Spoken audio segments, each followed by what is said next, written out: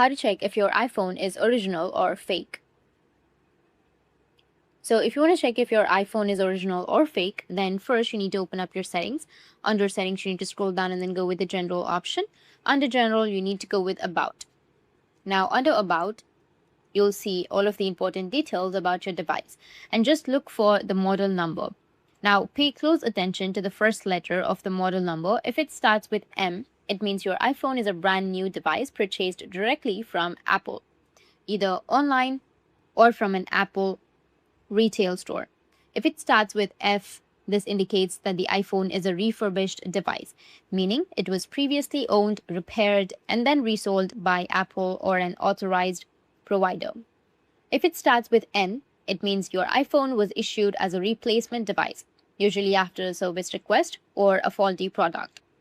That's how you can check your iPhone is original or fake, and if you have any questions, feel free to comment below. Thanks for watching.